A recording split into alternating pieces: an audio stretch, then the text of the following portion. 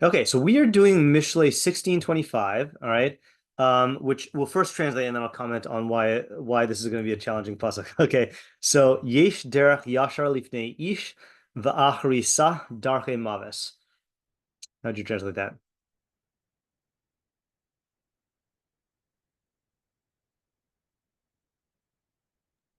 Anyone There want? is, there are, I mean, there may have, or there is, or something, I don't know. Derech Yashar, like a pathway of right of straightness Okay, before so let's man, just call it a straight path. Yeah, a straight path, before a man.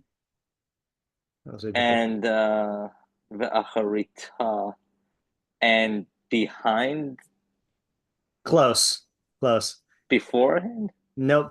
So Acharis afterwards. is end. So and Uh, Acharisa is Acharis Shalah. So and its end Darche Mavis. oh, is the I'm sorry, I forgot to put path. path of death, That would be Derech Mavis. This is Darche Mavis. pathways, Yeah, like just plural. paths Uh, of death. Okay. All right, so that's the pasuk. Okay, there's a straight path before a person, and its end is paths of death. Okay. We'll do the minimalist mafarshim first. We'll see if anyone gets the big question, which you may or may not get. Um, okay, so the Targum, I'm trying a different experiment here. So the Targum in there's no Metzusti and there's no Targum Sadigon. The Targum of Ksuvim is Is Archa de Mischazia V'anye V'ne Nesha Ditritzahi V'sofa Archasa de Mosa Idon. So what I did is I just put it through ChatGPT and had it translated into Hebrew. So Yesh Derech, there is a path. Should Niris be Inyane ben Adam, which seems in the matters of mankind, Shehi Nechusa, to be. I think Nechusa is pleasant. Actually, you know what? I want to look this up. Give me 1 second here. Let me just look up in the Klein dictionary. Nechusa. Is that like the word nehi? I don't think so. Nechusa is maybe it's level. Hmm. Nechusa board or tray. I don't even know if that's what's the Aramaic? The Aramaic is Trita. Okay, that doesn't make any sense to me. So Trita is true, or oh, sorry, yeah. Wait, is orcha de mischazia b'inya b'nei de Trita he? Yeah, it means straight. Okay, to be straight. Okay, I think it's just like Yashar to be straight. The sofa archa de mosa inon, but its end is a path of death. So that's like how Ariel translated it. Okay, is it he just the Targum cuts out the plural. Okay, so that's so I guess the fact that the Targum does that means that you have the right to do that. Okay, so then we have Art Scroll. There is a way that seems right to man, but at its end are the ways of death. Okay, so that's pretty much what we said. Um, okay, okay, actually no, this is different. That seems right to a man. Okay, so Art Scroll says seems right. Okay. Her says a way may seem straight to a man, yet its end is the way of death. All right, that's similar. I decided to include the Septuagint because this is a fun one. So the Septuagint says there are ways that seem to be right to a man, but the end of them looks to the depths of hell, which the Septuagint is the Greek one. And in Greek, it is that Greek word, which is pronounced hado, which means Hades or the underworld. Okay. So I thought that was a fun one there. So it's taking death, not literally, but worse than death, I guess. Ultra says there may be a straight way before man, but its end is the ways of death. Yeah, okay. So let me just copy and paste this into the chat. Got that. And then we've got these, and then I'll move them out of the way. Okay. All right. So let me I'm actually gonna move the Targum because I don't think we actually I'm gonna delete the Targum. And the straight way before man. This is closest to ours. Yeah, Isaiah. Are we ready for questions? Yep. Okay. So I mean everyone added in may seem, Yeah. but without adding that in, like it seems to be a weird thing. Like the first half sounds like a good thing, the second half sounds like a bad, like it's Right. obviously a bad thing. So is this a straight path or is this Okay, that's a good question. So so some translations add there is a path which seems straight. But if we read the pasuk at face value and don't add words, then it seems like it is straight, right? So what's what was your question? So what's bad about that, or what was your question again?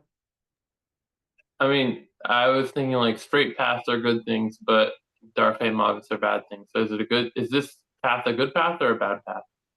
Okay, right. I mean, it seems like even if you don't add the word seems, it seems like it's still going to be a bad path. Um, so I guess the question then would be, what would the Hava Amina be? Well, why does Um, darkei mavis have to be a bad thing? I mean, you could ask that. I guess we'll ask that as its own question. Why are paths of death necessarily a bad thing? I mean, I can say I don't want to die, and I think like the Torah seems to be pretty like, like whenever it says I've seen before you, see I've placed before you life and death, it choose life. It sounds like it's assuming that death is bad. So I'm not sure if I so much buy into that question so much. I still want to. I feel like there's another question here. I think this is a good start of a question. Uh, yeah, we can come back to it if someone wants to add to it later. Yeah, Ayala. So two questions. First of all, I'll just ask one for now, but what is the opposites in the two halves, specifically between the two paths? Like straight, how's that opposites with death? Yeah. Okay. So how are the two halves opposites? Right.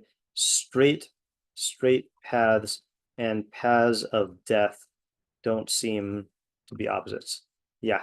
And then your second question? My second question was how do you distinguish with which straight paths end in death? Okay, that is a huge question. Okay, right. Um, so I'm gonna just tack that onto Isaiah's question, even though I think that question stands no matter what, which is like, and regardless of whether the uh uh path is straight or just seems straight, how do you differentiate between the path in our pasuk and the paths that don't lead to death? Yeah, right. Given that they both look straight. Yeah, Reza. I have two questions. There seems to be like a very obvious interpretation of this, which is just that like whatever the person thinks is best is probably not the best way for them. And they should like look to higher wisdom for the answer. So since that seems so obvious, like I'm assuming that there's Okay, yeah. something not obvious about this. And my second question is there is a singular, so in the first half it's like a singular straight path, and then in the second half it's like multiple paths, kind of insinuating that the choice is what path in death will you take if you only have one option in life. It's like what path will you take in. Are you giving an interpretation or are you asking a question? Because right now we're not giving interpretations. Okay. I'm not sure. I think it turned into an interpretation. Okay, so I think you're onto a question there, but think about how you formulate it as a question. Yeah. For the second question. Yeah. It's going to be an interpretation. Okay, yeah. Why is there a singular path in life, and why would there be multiple paths in death? Okay, I think you're already injecting interpretation here because you're Okay. putting it in life, right? And paths in death. So I think the question that you're sensing here, which is why does the first half talk about a single path and the second half talk about multiple paths, right? That's a question that does not inject any interpretation or facts into the puzzle, right? And then I guess just another way of saying this is like factually speaking, what does this route look like? Okay, meaning like what if you had to draw it, like what would it look like, basically? That's kind of what I'm getting at here. Okay, Alex. I'm curious what role the idea of Olam Haba plays in this statement, if it does at all. Okay. You compare that with Isaiah's Isaiah's question here, which is what about the afterlife? Does that play a role? Right. So I'm pairing that with Isaiah's question, because if you assume that this is the only shot we got, then death would certainly seem to be automatically worse than not death. But if there is an afterlife, then it leads us to question. Yeah, Isaiah. Can we look at the pasuk? Oh, sorry. Yeah. I asked you that so that hopefully I would remember my question. Sure. Okay, maybe come back to me. All right, sure. I just want to modify the translation a little bit. There is a path that is straight. So yashar means straight, but it also means upright. Okay. It does not necessarily just refer to a physical orientation here. It could also be, like this is a Mishlei archetype. Yashar is upright, like in character traits in your mind, etc. Yeah. Ayala. What type of path is this, or are Yeah. these? Okay, so what do we mean by path in this context? And honestly, the question is this a metaphor or is it figurative language? Okay, in other words, like if you say, let me think of an example of this.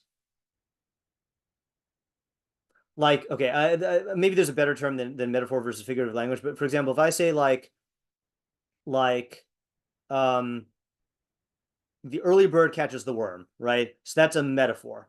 Okay. But if I say like, you're such a cool person, you wouldn't say, why are you speaking in metaphor? Like, no, cool is like an idiom, So in Hebrew, we have derech, which is a physical path, but derech is also like the derech of a person, the way of a person, or like we say, going off the derech or on the derech. So is this even stating a metaphor, or is this just like an idiomatic, let's say idiom is probably better. Is this just idiomatic language, and then does it matter? It might not even matter at all. Yeah, Isaiah, you remember your question? Yep. Okay, where, I guess, like, it seems to me like the quality of something being yashar is not something that lends itself to, like why would a person see something, think it's like a yashar thing and it's a trap? Like, normally a person who is like striving to be like upright, which is the, I guess, loose definition of yashar that I'm using right now. Yeah. Like what kind of trap is there that's like something that's upright and then it turns out it actually isn't upright? Yeah. So to my mind, this pairs with Ayala's question, which paired with your question, which is regardless, how do you differentiate between the path and our pasuk and paths that don't lead to death? Meaning like if there are such trap paths, like are how are we supposed to analyze them? Like, do we assume that all paths that look straight might be traps? I mean, is this a different question? To me, it's the same question. I'm also thinking, well, I guess I was kind of asking like what is appealing about these paths? What may like Oh, okay. All yeah. right. So I'll list that as a separate question. What is the Hava Amina? What might make someone take this path and not and think that it doesn't lead to death? Yeah, that's good. Yeah, Ayala? So what does it mean for a path to be straight or upright? Right. So oh yeah, I guess we didn't ask that, did we? Oh, we already asked that. Okay. So what is the meaning of yashar, straight or upright, in this context, as applied two paths. Okay, I'm just gonna say yashar up here also. Yeah, Ella? Also, just noting, I don't know exactly how to ask this, but like, what do we make of the yesh? Maybe that's part of the question that me and Isaiah were asking, but right. Yeah. Yeah, that's a good question. Yeah, I think that is part of it, because I think that just built into there is a path means that there are also paths that are not like that. But that's a good observation. Another question which we didn't ask is what is these?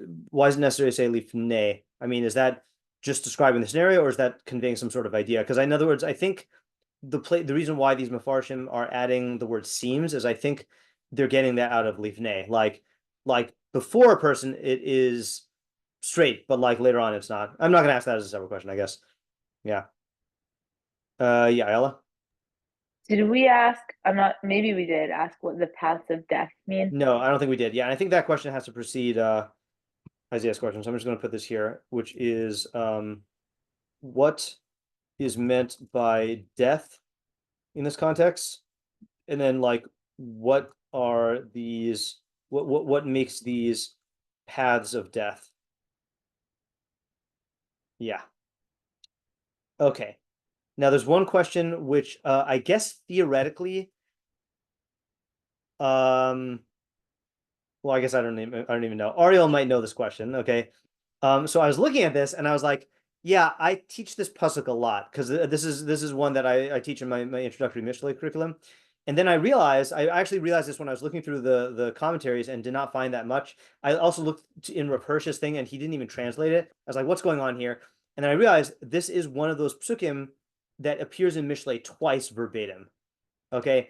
And this is actually much more difficult than the other kind of psukim that apply that are twice verbatim. So there are, I think we've had psukim before that are in the Mishlei in the first 24 chapters, and then it's duplicated in post 25, and that's fine because 25 was compiled by other people, not by Shlomo HaMelech. But this one we're in 1625 right here. But this also is in 1412, so just two chapters ago. Okay, and I must have given the shiur on this probably last year. Okay,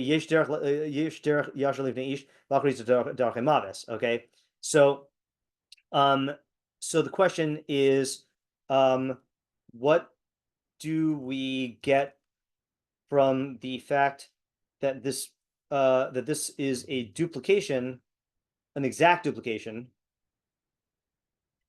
of Mishlei 14:12, which was 2 chapters ago. Yeah, Isaiah? I mean, could the meaning be changed slightly by like the psukim before or after? Yes, and that is why I have prepared for you the selection of the psukim that came before and after. Okay, so what we're going to do is, I didn't know how far to go, so I just did 5 psukim before and 5 psukim after. Okay, so quick review, and I'm not going to go back and look up the translations that we came up with in shiur. Maskil davar yimsa tov u'b'teach Hashem ashrav. One who undertakes a matter intelligently will find good. U'b'teach Hashem ashrav. And one who trusts in Hashem is happy. Okay, and again, I know there are ambiguities here. L'chacham lev yikari navon. One who the wise of heart will be called understanding. Umesek sefasayim yosif lekach, and sweetness of lips will increase learning. Makor chaim sechel ba'alav. The intellect is a wellspring of life for its owners. Umusar evil mivelas, but the discipline of fools is folly. Leiv chacham yaskil pihu, the heart or slash mind of a wise person will make his mouth intelligent. The al safasav yosif lekach, and on his lips knowledge will increase. Or sorry, he will increase learning. He will increase learning. Suf tavash imrei noam matok lenefesh marpe la'atzem. The drippings of a honeycomb are pleasantness. Sorry, are statements of pleasantness. Sweet to the soul and healing to the bone. Then we've got our pasuk. There is a path that is yashar before a person, and its but its end is paths of death. And then you've got nefesh amal, spoiler alert, nefesh amal amlolo. Again, I'm just translating this. The first thing that comes to my mind. A toiling soul has toil. Ki akaf ala pihu, when his mouth bends over him. I don't know what this is. Ish blial kore ra'a, a lawless man plots evil. Al safaso ke'esh taravis, and on his lips is a burning firebrand, I think. Ish tapuchos yishalach madon, a duplicitous man causes strife. V'nirgan mafrid aloof, and a complainer alienates a leader. And then ish chamas yifate re'ehu, a violent man seduces his fellow, v'holicho b'derech loto, and leads him on a not good path. Yeah, Isaiah? I mean, I feel like if this was a paragraph to him, Yeah. pasuk would be like the pivot point. Interesting. Okay, good observation. Okay, now let's do the other ones here. I know this is a long process, but I feel like since this is duplicated so close, then we kind of have to do this. Okay, so lech mineged leish ksil ubal yadat sifsei das, go far away from a foolish man, lest you not know lips of knowledge. Chachmos arum havin darko, the wisdom of a cunning person makes him understand his path. The ivelis ksilim mira, but the folly of fools is deception. Evilim yalitz asham, fools intercede with a guilt offering. Ubein yisharim ratzon, but among the upright is favor. Lev yodea maras nafsho ubesimchas lo yasar zar. The heart knows its own bitterness, but no stranger, shares in its joy. That tends to be one of people's favorite psukim. Beis Roshaim Yishamed, the house of the wicked, the wicked will be destroyed. The Ohel Yisharim Yafriach, but the tent of the upright will flourish. Okay, then we got our pasuk, and then after this we have Gam Bischok Yichavlev, even in jesting, the heart is pained. The Achrisa Simcha Tuga, and the end of joy is depression. Midrachav Yisba Sug Lev, the impure of heart will be satisfied with his ways. Ume Alav Ish Tov, and a good man will go away from him. Pesi Yamin L'chol Davar, a naive simpleton will believe everything. V'arum Yavin La'ashuro, but a cunning person will understand each step. And last two, Chacham Yari V'Sarmaya, here's the first pasuk I ever teach in Mishlei. A wise person fears and turns from harm, but a fool is confident. Makes himself enraged and is confident. And then the last one here is, hold on, Tsar Apaim Yase Velis, a short-tempered person acts foolishly. The Ish Mizimos Yisane, and a scheming man is hated. Okay, now we're all clear. Ha ha ha ha ha. Okay, yeah, not the easiest set of psukim to do here. Yeah, so there you have that. I'm gonna attempt and fail to post this in the chat. Let's see. This is the chapter 16. Oh, that one worked. Okay, I didn't do all of it. I erred on the side of doing 8 psukim, and then let's do chapter 14. Oh, okay, that worked. Yeah, Ayala? Are you looking for thoughts / ideas on this now or you want it with the interpretation of the pasuk? I think with the interpretations, yeah. I mean, you if you have observations, you can say them as an interpretation. But let's take our thinking minute and think.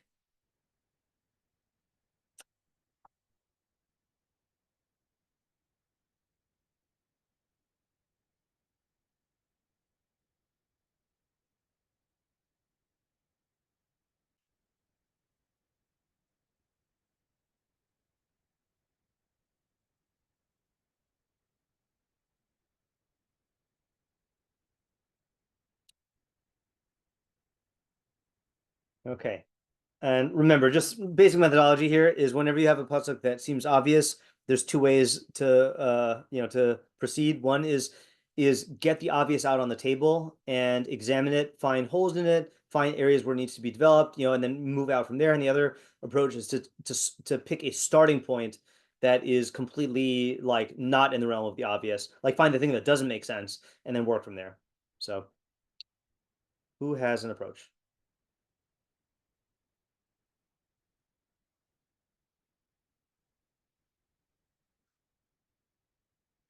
No one?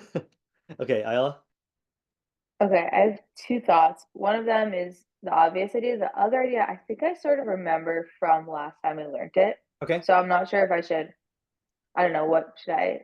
Yeah, I don't mind if you say it because I also can't not remember my standard interpretation on this. So yeah. Okay, so I'll say, I guess that idea is, You're saying the idea that you remember from last time? yeah, Okay. that it's important to constantly be like reevaluating which path you're on because like kind of there's the Havamina that like you just have to find the right path and then like stick to that the rest of the way through. But I guess Right. the point is that like there is no one right path that you can stick to, that it's like constantly changing and there's like crossroads and things like that. And like a straight path now can end up in like multiple paths of death. And so you have to be constantly like reevaluating the path that you're on and like shifting accordingly. Yeah. Okay. I'm gonna use. I know you didn't use this word, but this I think is a good place for. So the hobby is that there's a right path that you can find and just find and go on autopilot. Okay. But this teaches you that it's important to constantly reevaluate the path you're on, because certain paths start out right, but end up in all sorts of bad places. Yeah. Okay, that's good. That's similar to my hold on a second. Maybe I have two ideas. I'll say the one that corresponds to this. Just give me 1 second here. Yeah, I just had a slightly different way of framing it, which is just a different Havamina. The Havamina is that the entire path looks like the part that you see. Okay. But that's not always the case. Okay, and then the lesson is still the same. All right. Well, I guess the lesson is to stay on guard against that trap. Okay. And constantly reevaluate. And this answers the question that we raised, with Ayala and Isaiah here about like how do you know, which paths are going to lead to death? And the answer is you don't really know. Like this is a mistake you can make, and it might not even be a mistake. Like it might be that the factors change. So you just have to constantly reevaluate. Yeah, Ayala, you want to add? Would you be able to give a practical example or someone for this Yeah. idea? For yours specifically? Yeah. I hold on. I feel like I heard one recently.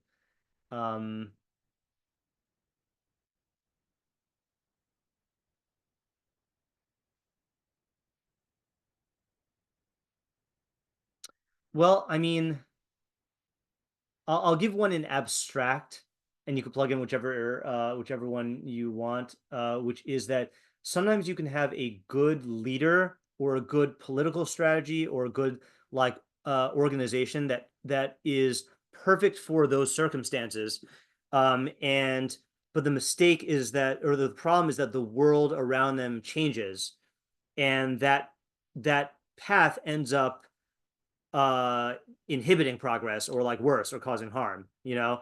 And so it started off good and it actually was good. It wasn't like, in other words, I think the question of is it straight or does it seem straight? If you say it seems straight, then the mistake is that you are not perceiving things clearly, you know? But going with a straight translation, no pun intended, it is straight in the beginning, you know? But then it ends up being bad, or let's say, or you change, you know, like a certain strategy could work out for you in a certain developmental stage that you're at. But if you kept on doing that, then it would be bad for you. I know that's still abstract. I want to find a good practical example of this that could work. If anyone has one, you could go ahead and suggest it. I feel like there should be many pasukim here, or many practical examples. The part that I'm still, I guess, confused a little bit about is that the entire path looks like the part you see. I don't fully understand. Oh, so in other words, that is a okay, yeah, let me think of an example that highlights that.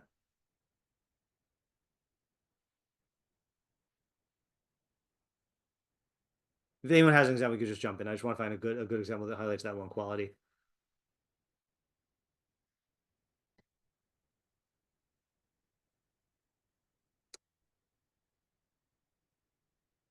Maybe my example machine is broken right now.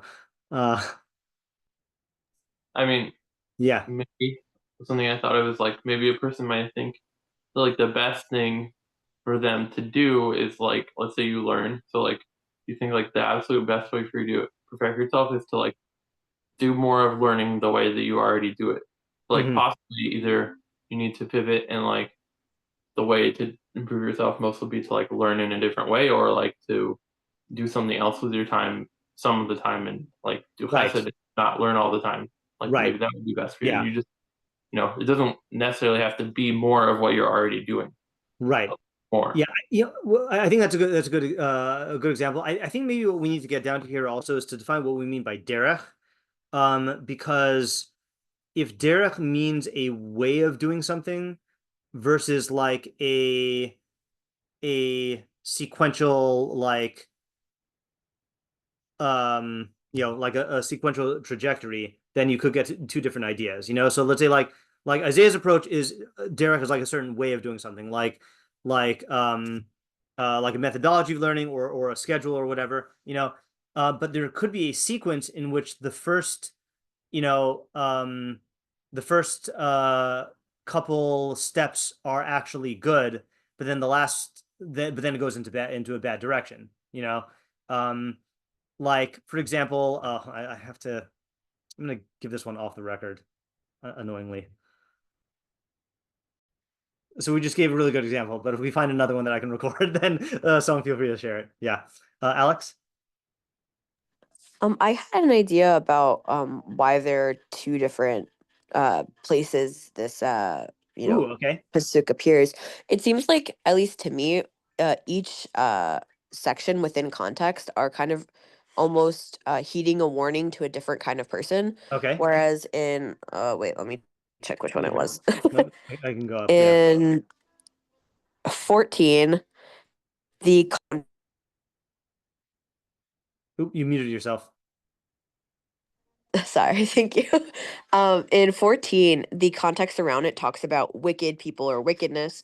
So perhaps the audience in that section is to somebody who kind of will forego being on the like yashar path because they don't care, and it's reminding them of their mortality and like, no, you will die if you're making the choices you're making. Versus in the other one, the surrounding kind of context is a lot more positive. That's a good observation. And in that context, it could go to somebody who is very focused on being on the yashar path, and like for them, the reminder that like, you have to evaluate what the path is. It's not always the obvious path because the ways in which you deviate, no matter what, you're going to end in death. But like, do you want to end in a death that like, puts you on a negative path in terms of like, I don't know, like, whether or not you like, have attained the like intellectual prowess you need to like, merit Olam Haba, if that's something you like believe in, right? So kind of for that person, it perhaps is a context of, you know, being very aware of the path you're on and making sure that you stay on it in a way that, you know, deviates in the way to like what Ayala was saying. Like sometimes the path can curve and there are different, you know, obstacles that come in the way. You have to be aware of these things. And it's an active process of bettering yourself versus passive. Okay, good. So Do like, me one favor. I think your second idea is overshadowing the first idea in my mind. So can you just restate your oh first yeah, idea? with the first one, the context in 14 is a lot more around people who are wicked. So for them, a reminder of their mortality and being aware of the choices they're making, because, you know, if you're making negative choices, you can end up on a path of death in which, you know, there's no so the redemption. Context, so the context in 14 is talking to people who are making or prone to making bad choices, and they need to be reminded of their mortality and make sure that they're on a path which doesn't hasten their death. Whereas the context in chapter 16, 16 is more for people who are on a positive path, and they need the warning to keep checking and not veer off onto a bad path. Yeah. Okay, that's a good observation. That's the kind of idea that I want for this, even if it's not the right one. But I mean, maybe it is, maybe it's not. But that's the kind of idea I want. Yeah, Isaiah. Yeah, so I was thinking kind of in a similar direction to Alex was just saying about, only was thinking about our chapter. Yeah. So in the pasukim that follow, there are actually like a lot of bad paths, I think. Yeah. I'm not sure what the next pasuk is talking about. It kind of sounds like it could be bad. It does sound bad though, right? And then the next one, there's a lawless man, a duplicitous man, a violent man. These are each like paths, right? So I think to like, sometimes to a person, like something can seem yashar, but it's actually like them compromising on uprightness. But like in their position, it maybe feels like it's the best that they can do, and they like every person thinks that he's doing the good, kind of. Right. So a person sometimes, like a path appears before them that they think it's right, or they think it's like as good as they can do, but it's really like morally bad and compromising to their soul. So in the end, it kills them, or it kills them to a degree, because it weakens their soul and hurts them. But it looks like it's the best that they can make happen. Okay, yeah. So I actually want to deploy my other interpretation here, which fits multiple ideas. Okay, but I think it fits this really well, so I'm just gonna say it now. Which is that okay, I'm gonna say it based on my memory, and then maybe we can look it up later, because I think I wrote it in my notes, which is that give me 1 second here. Yeah. Yeah, I think this pairs well with your idea. So it's not enough to look at the isolated decision in front of you, but rather you have to look at the type of person that decision is going to make you into down the road. Okay, i.e., how it will shape your derech. Okay, you can have an isolated decision. Okay, that's like before you, that has an easy or even upright solution, but taking that path puts you on a trajectory that will lead to paths of death. And now I know I've used this example a million times, but it's only because it's one of the best shows ever. But the best example of this is Breaking Bad, right? So again, I don't feel I'm not spoiling the show. There's the premise of the show is Walter White is a goody two shoes chemistry teacher who is dying of cancer, and he has a wife and a teenage son and a baby who's on the way, and he basically makes the decision that if he doesn't provide for his family, then they're gonna they're not gonna have anyone to support them. So he's gonna die anyway. So he basically goes and he uses his chemistry knowledge to make the highest quality meth, which he then deals. This part is only a spoiler alert in the sense that if you don't know that there are a bunch of seasons, he doesn't die of cancer, after the first season, So what happens is he makes this decision, and in isolation, it is a good decision. Like if he's willing to risk it or whatever, fine. But then each step that he takes down this road makes him into a more and more greedy person, a person who is more willing to do things that are not just illegal but harm people, things that ultimately end up risking his family's life. Then he becomes a bad guy, and so the thing is when you make this decision, you have to look at what it's going to transform you into, not just where you are now. Another example of this is there are people who I'm sure get sucked into the world of drugs, of bad, dangerous, illegal drugs, whatever we want to classify them as. And I'm sure they tell themselves, if I experiment with this drug once in this innocent context with my friends, what's the big deal, But if the drug is an addictive drug, or if the people who you are hanging out with are people who are prone to hanging out with others who are a bad influence, so then that can pull you in a direction which causes you to make increasingly worse and worse decisions, and you could end up in paths of death. And so you can't look at these things in isolation. You have to look at what it does to your personality and to your emotions, and how that resultant person who you make yourself into with this decision is going to decide things later on. So that's my old idea. I just want to quickly consult my old notes and just see how I wrote it there, just to see if I'm missing any nuance, and then we'll go to Ariel, or then we'll go to Ayala, then Ariel.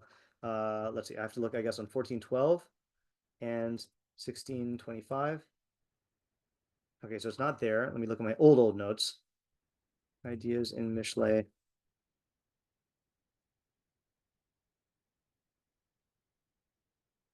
Okay, let's do 14:12. No. 16:25. No? Okay, maybe I didn't write it up. There you go. All right. Anyway, yeah, Ayala, you want to add something? Yeah, just that from the examples you gave, those are bad, or maybe you can say neutral decisions in the moment, which ended up being bad in the long run. Yeah. But I think it's interesting that it could also be for decisions which really seem positive in the short term. Right. Or let's say, I don't know, even going to a place where you'll be able to learn more, a yeshiva or something like that, but there's no infrastructure for you down the road, or I don't know, some random good decision which will end up leading you towards bad path. Okay, that's a good example without thinking about later plans. Here's another one. Is Shaul sparing Agag and the Amalekite loot for the sake of glorifying Hashem, or whatever his motive was, right? So yeah, that's yeah. So the Yashar is I mean, Isaiah, I don't know if you were consciously intentionally doing this, but Isaiah was using Yashar as more like a shortcut, efficient, direct, and Ayala is saying more no, it's upright, has a positive, elevating value. And so it's like a chiddush in that case. Yeah. Okay, Ariel, what's your idea? So I think that the idea that I was going to say is kind of extremely in line with yours, but it could be a little different also. I'm not sure. Because I was gonna start off with this, saying that I have a pretty, it's a little unique in how you read the pasuk, in the sense that even the yashar path that's before you, doesn't necessarily mean that its conclusion will be the yashar conclusion, right? And I think it's kind of exactly with what you're saying, and if I guess but I think that I was also going to put emphasis on the that you, meaning you can't get too comfortable with that path as well, because if you're very I guess if you're so used to it or whatever, like you may not necessarily recognize that there are other paths for your own, to better yourself in your perfection or whatever. And if you're so used to it, it can't even, you can even be straight away from the path. Right. I don't know, but like I think what you were saying is kind of like in what I was saying. Okay, yeah, sure. I actually want to do something. I want to hold on. Maybe I wrote this up as a blog post. This is really bothering me. 1412. I gotta do Mishlei 1412. Mishlei 1412. Mishlei 1625. Let's look at the old blog. Mishlei 1412. Oh, this is there was a Mishlei blog, Chavlei Shlomo. That one has not been around for a while. 1412. Okay, 1625. No, not there either. Hold on. Mishlei 1625. Okay. So what I wanted to do though, before I go to Reza, is I want to just draw the way I see this. Paint, I guess that'll work. So the way I see this is you've got a straight path. Actually, hold on just a second here. You've got a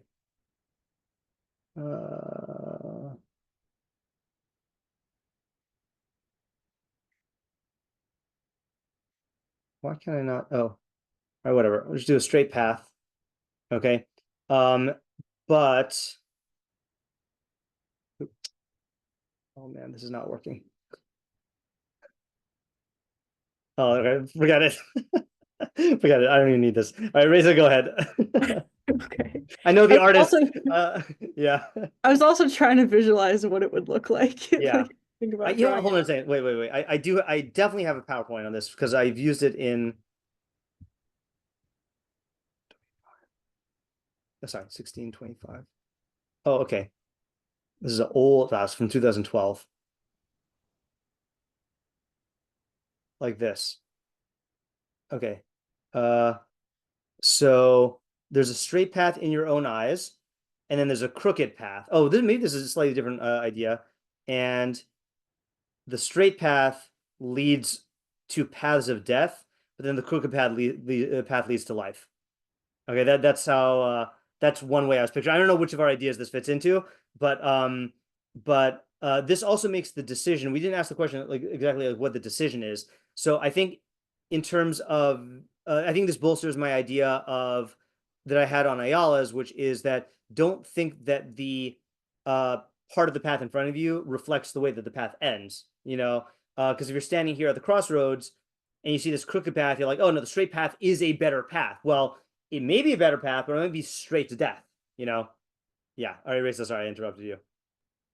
Okay, so I think my idea is like a literal interpretation of your idea about how like you need to like, the way that you live will influence how you die. So it's kind of circling back to what I was interpreting before when I was asking Yeah, okay, sure. So like if there like you have to be aware of how all of the path that you are on in life is going to put you on to one of multiple paths of how you die, whether that's like feeling peace or feeling like regret or that you missed something, and you can't like box yourself into a lifetime of doing the same thing over and over and over again. Like you have to make room for learning and stretching and changing and like kind of getting to a point where you're not going to feel as if you have left anything out. So it can't necessarily be a straight path. Like it has to be a curving path. So it's kind of synthesizing like the not taking a straight path idea, and also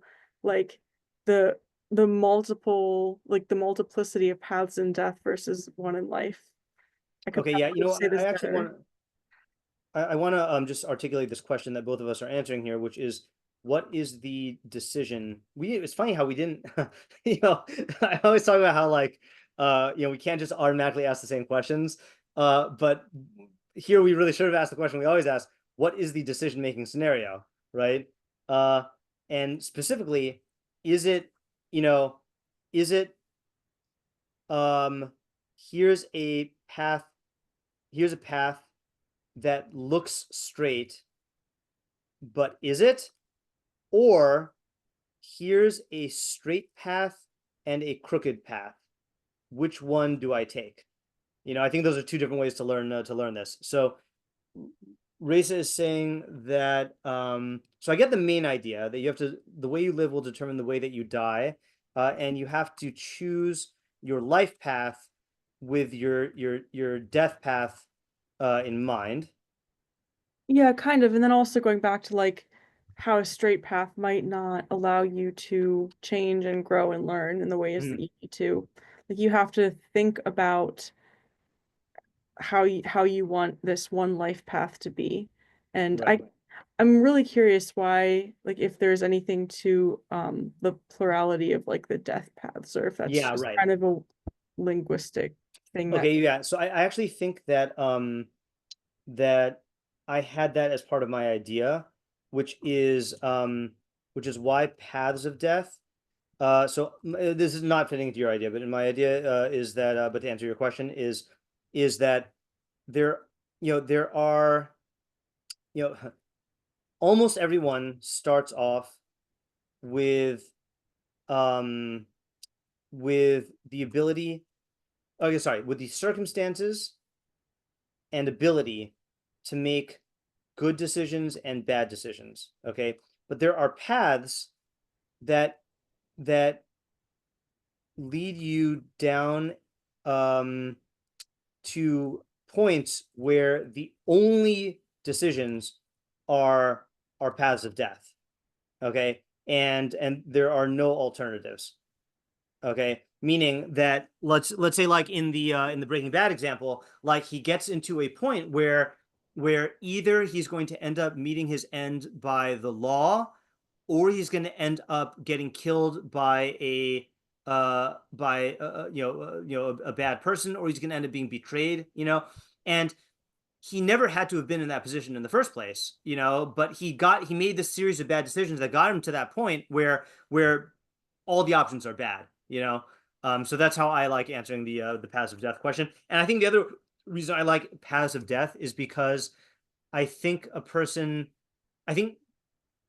it drives home the idea. It's a further wake-up call to the person who's stuck in the mentality of, look, the path looks straight. He sees only one path and it's straight, and it presumably does not lead to death, but it could lead you to a place where you have many bad paths that are all leading to death. So it's like refuting that mentality. Yeah. Ayala. Just to add to Reza's idea for a minute, is this reminds me of Eov, that I think is called Yasha, right? But like he wasn't fully great in every way. That's true. That's true. That's a good example. Because it sounds like Reza is using straight as like sort of could be a negative thing. Yeah, Eov not was the best. on a Yashar path that shielded him from real development, and that led to that nearly led to his death. Right. Yeah, that's a good example. Yeah. And then I had also an idea. Right, sure, go ahead. So based off of the psukim from, I think, 14, I will scroll down. Sure, let me go up again. 14. Or up. Yeah, that's 14. Oh, sorry, so the other one. So I was just noticing that a bunch of these psukim before and after sort of have to do with like lips and speech. And the beginning, a few in the beginning, and then also the end, lawless man plots evil on his lips. Also duplicitous, sort of, is like he's saying one thing, you're then right. meaning another. And the beginning one's also a bunch of them. Yeah. Really. Yeah. Most of them. Yeah. So I was thinking that maybe this is just also kind of a basic idea, so I feel like it would have to maybe be further developed. Sure. But just the point that somebody may seem like they're presenting an upright path of like the beginning. We focused a lot on speech, so somebody could be speaking as if they have the upright path, and like based off of the psukim are like seem like they're dripping with intelligence or whatever whatever the analogies were, but they're actually like beware that they could be fooling you. Okay, And yeah, their end maybe death. Okay, what someone is saying. Yeah, okay, and the message is to be on guard about some like dangerous rhetoric that conceals the true nature or consequences or intentions of what's being pitched to you. Yeah, that's a good contextual application. Yeah, Ariel? Yeah, I had another idea about like the plural for paths. Yeah. Maybe you could say that like it's very normally it's very difficult to find like one good path in general. So like, but when you do find it, like yeah, okay, fine, you're on a good path. But maybe another idea is where like you don't recognize how many paths lead to your destruction as well. Mm-hmm. Like there's so many. It can come from many different angles, many different frameworks, or many different many different Yetzer that can pull you away from it. And before you know it, you could be on the most righteous path in the world, but at the end of the day, you could be stuck into many different areas as well, which will your doom. Yeah, that is actually a truth about reality in general, which is there will always be more paths of death than upright paths. That's the nature of the world, right? So like even if you found an upright path, a real one, then you can't let down your guard about all the many ways you could veer off. Yeah, that really pairs well. I'm gonna actually copy this and paste this down with the autopilot fantasy, I think. That if I find the right one, then I could just coast, and like I don't have to worry. I think it pairs well with that. Yeah. Okay. I want to do something weird, which is because we did this in a different shiur, and it was not our shiur, Monday Night shiur, it was the morning shiur. I just want to see what summaries I wrote for the other ideas that we came up with there. So, we have, Ezra, I assume this was Ezra, not Ezra Feder, because it was before Ezra Feder, Ezra Koppel. If you're confronted with a path that is actually straight and actually leads to life, you still won't be able to see the end of it because it will be far beyond your field of vision. The mistake is thinking that the limited part you see is actually representative of the whole. So that was my idea also.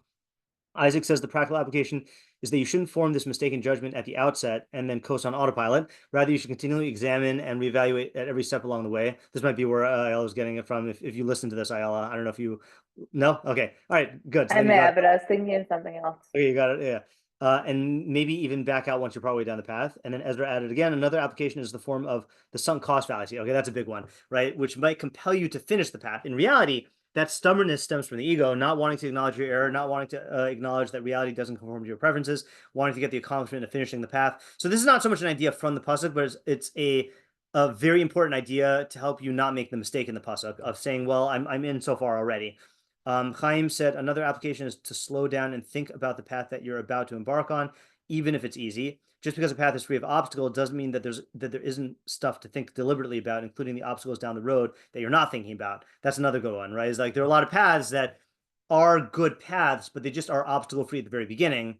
Kind of like the example that about the yeshiva thing, right? Like starting off in yeshiva, spending a couple of years in yeshiva just learning is a very good decision, but like you can't just pretend that there are not going to be obstacles created, to face afterwards. Like there's a cost to like being just learning full time for a couple of years. And then Ezra said at the end, a way to implement all these practical lessons is in most cases to ask others who have gone down that path. At least you'll get data and be aware of what data to get. Okay. David said the mistake of convincing oneself that things will come easy. In reality, if things came that easy, everyone would be doing it. Okay, that's interesting. Ezra said, alternatively, you might choose the derech yashar simply by process of elimination relative to a more crooked at the outset path. And the mistake is not evaluating the derech yashar in its own right. So that was like my mistake on the diagram. Okay, so unless anyone has other ideas of their own, then we could start moving into the Mefarshim here.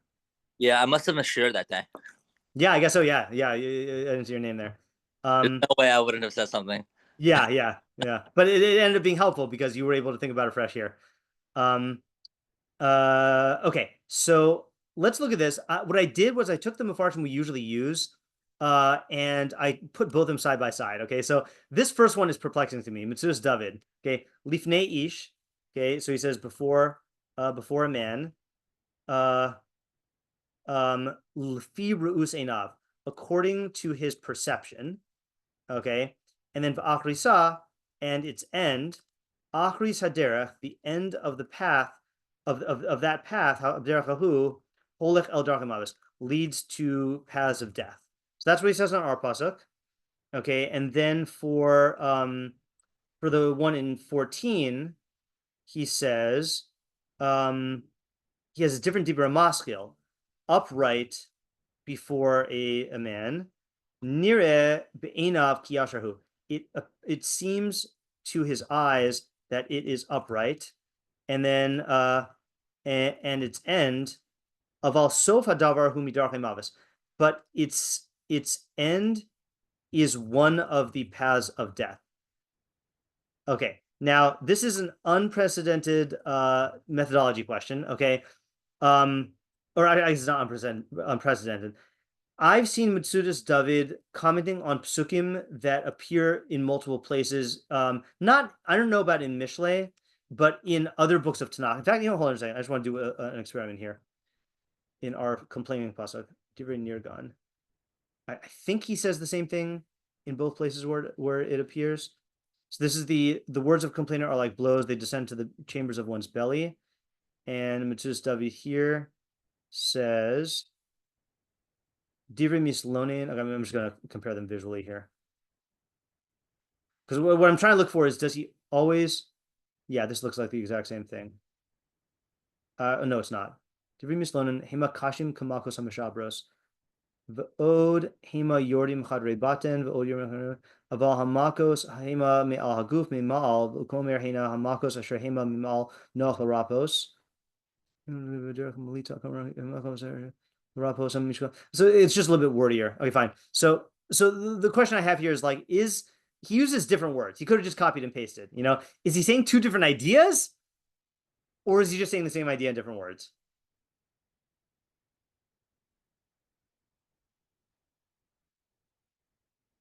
I mean, if you take him absolutely literally, okay, then the second half is different.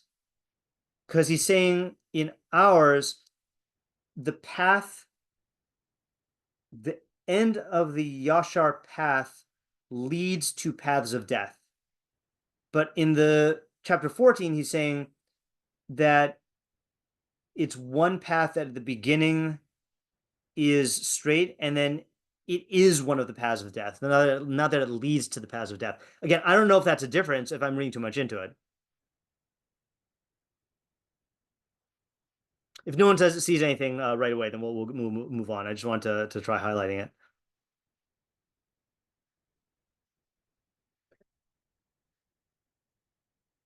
Okay, let's move on. Rבינו Yona, and I think Mitzudas David fits into a lot of our ideas. I don't know which one it fits into. Rבינו Yona is an interesting case here because if you look at chapter 14 on Rבינו Yona, so he comments on psukim, 1, 2, 3, 4, 5, 6, 7, 8, and then psukim 9 through 10 are missing. Okay, and he has 11, and then 12 and 13 are missing. Okay, so presumably he did write something on 14 on 13. Sorry, on 12, but we don't have it, unfortunately. So we only have him on our pasuk. So let's see what he says in our pasuk. He says, "Hamikra has a nichtav lamala." This pasuk was written above. Le'inyan haschok v'hasimcha, in regards to joking and rejoicing. Okay, so let's just review the context here. So in chapter 14, it says, and you could see that this is obviously connected, right? Because it says, so even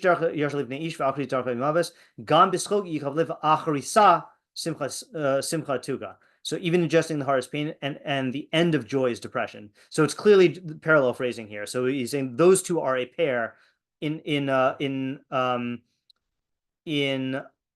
parak, not necessarily. Let's see what he says about our parak. So this pasuk was written above in regards to joking and rejoicing.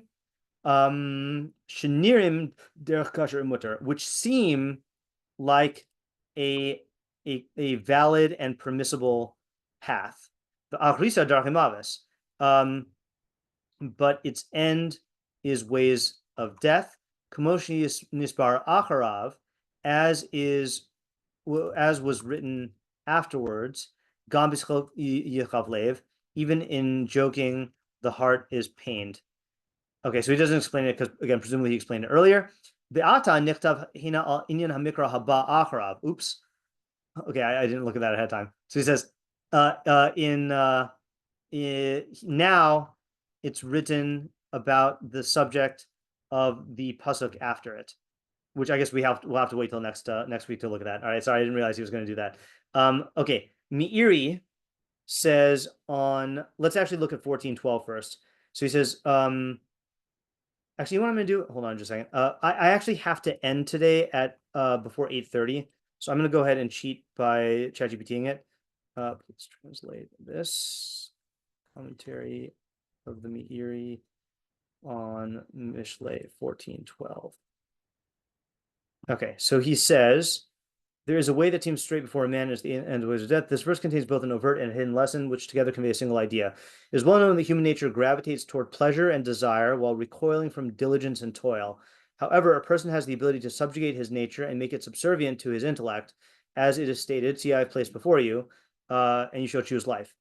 Therefore, the verse states that some people choose the wrong path, which appears upright in their eyes, yet its end leads to death. The term ways of death appears in the plural because the wrong path in general consists of the pursuit of pleasure and indulgence in excess, which branches into numerous particular paths, all of which are the ways of death. So he's saying that, he says this may refer to physical death resulting from natural consequences, since every form of excess is harmful and can at times be fatal. 2, death as a metaphor for divine punishment, since the pursuit of excess leads to the neglect of mitzvos.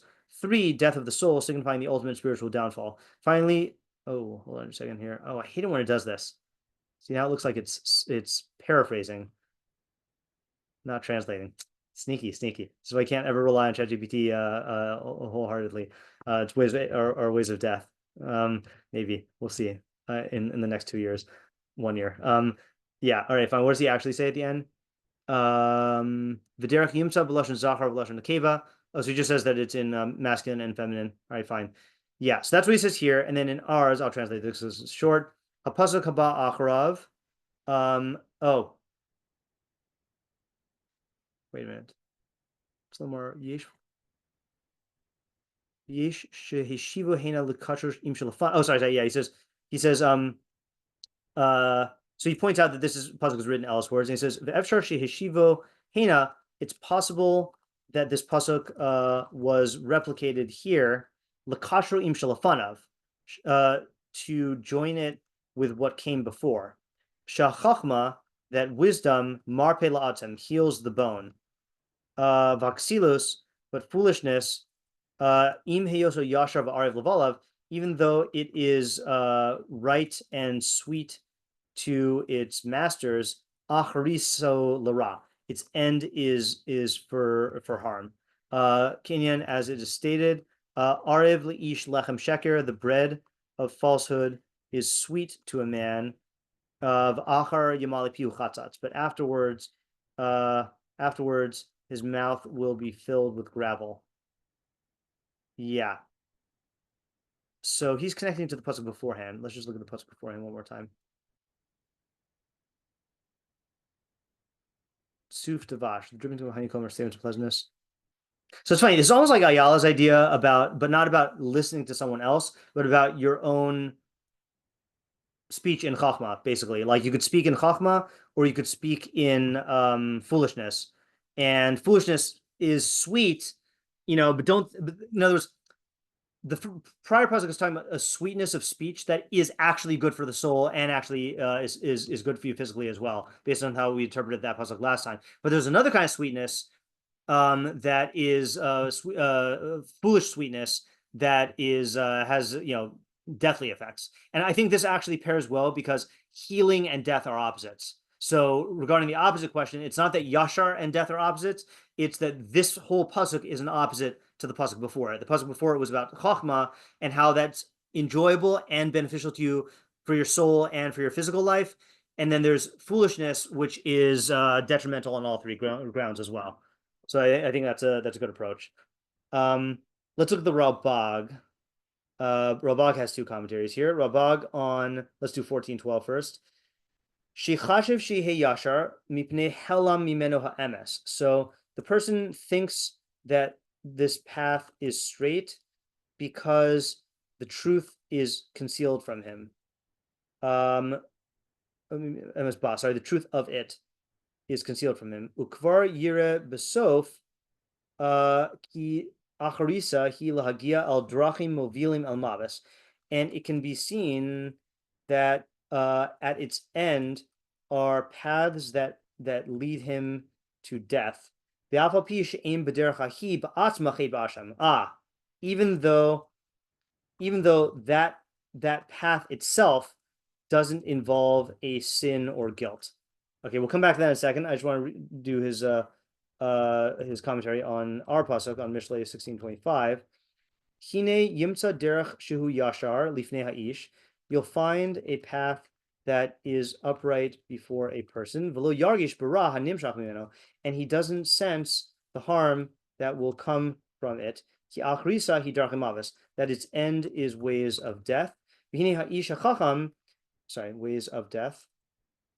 But the wise man, Yaishir lihisrachik miderach hazos, will, I don't know if that means that he will guide himself uprightly to distance himself from that path. Okay, let's start with the Ralbag on Mishlei 14:12. I think this is a good application. So what's his main idea here?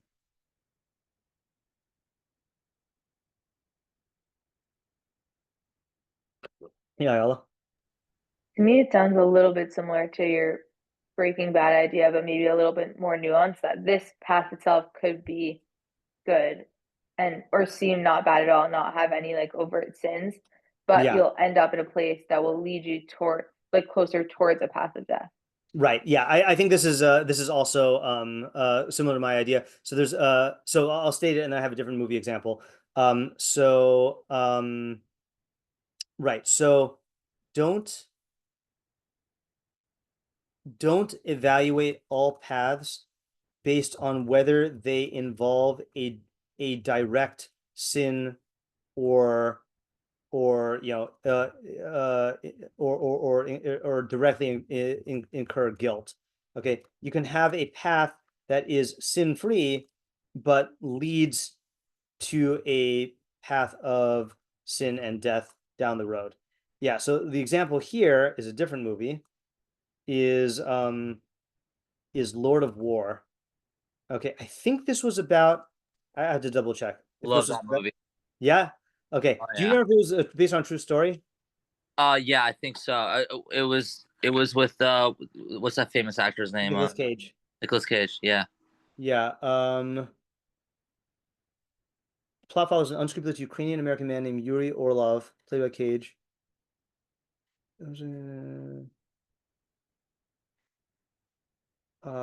Historical accuracy. Oh, so it's based on true people, but not like a true story. So basically, from what I remember, I've only seen the movie once, but it's about an arms dealer, and he basically sells weapons to criminals like around the world, right?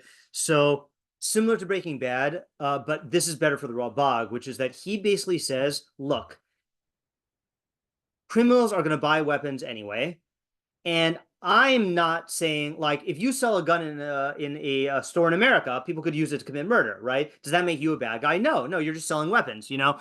So like he basically says, like, look, I'm no different than a guy who's selling guns here, so I'm just going to sell these things, and I'm not involved with these guys, you know, who are criminals. But basically what happens is by hanging out with these criminals, he gets into worse and worse and worse situations.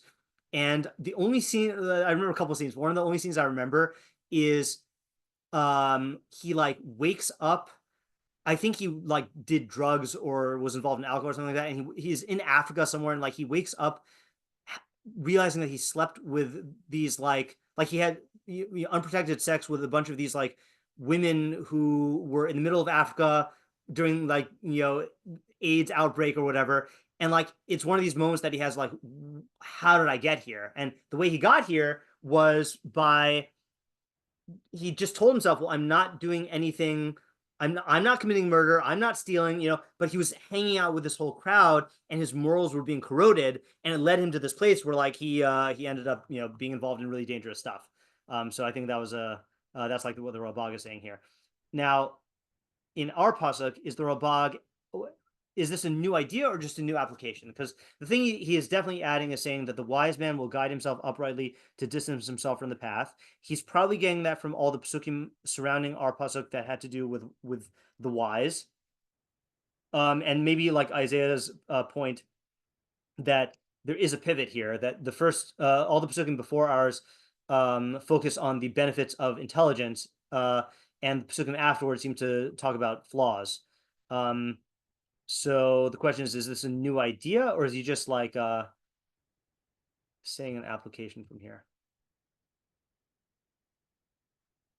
Guide himself, Yaishir lehisrachik mihaderech hazos.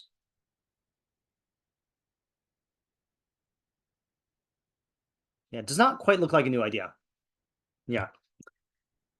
Okay, I'm happy with this. Again, it's a very basic Mishlei idea. In fact, there are a couple of psukim in my mind that I would say, like, if you had to pick psukim in Mishlei that represent all of Mishlei, like the main idea of Mishlei, this could easily be one of them. In fact, Sadigon says something. All he says on 14:12 is, what is a path that is upright before a person? Something that is brings happiness to the emotions, but is bad in the eyes of the intellect. Okay, that's all of Mishlei. And then for our pasuk, he says, he says, chapter 14 was about 14 was about religious matters, which is odd. Not so clear this is talking about religion. And then ours is about in Olam Hazeh. Okay, I'll take his word for it. But yeah, so I think this was very, very similar. Or I think this encompasses a lot of Mishleic ideas, and I feel like some of these are obvious, but again, this is the type of pasuk that pays to have as a proverb. Like, this one's easy to remember, and it's for those who are visual, it's very visually compelling, and it's just spelling out the mistake. Like, people always leap to the fact that, oh, this path looks right, or this path looks straight, and if you remember this pasuk, you'd be like, whoa, I should not make the mistake of thinking that I'm just gonna go through the reviews again, that I could just coast on this. I have to constantly reevaluate. I can't let myself think that the entire path is reflective of the portion that I see right now. I can't let myself think about maybe it's easy because I'm compromising. Maybe this will transform me as a person and lead to a bunch of bad stuff. Maybe this is easy, but that ease is going to lead to a life not well lived. Maybe this is something that I'm being duped into thinking by someone else. So like, it's a very handy pasuk to just stop you when you see a derech yashar and ask yourself, does this lead to ways of death? Yeah, Ella? I don't know if I'm reading too much into the Lifnei Ish now, but maybe another idea could be that, like, before a person, like, this is a path that was put before a person, maybe by society or something like that. And based off of the Yashar being used in Eov, I think the idea is more of like just falling in line is like what is thought of as good without like thinking too deeply about it. So maybe like society will set out a path that like, this is the good thing that you should do, and like that may lead toward death. Okay, that's good application. That the society puts in front of you.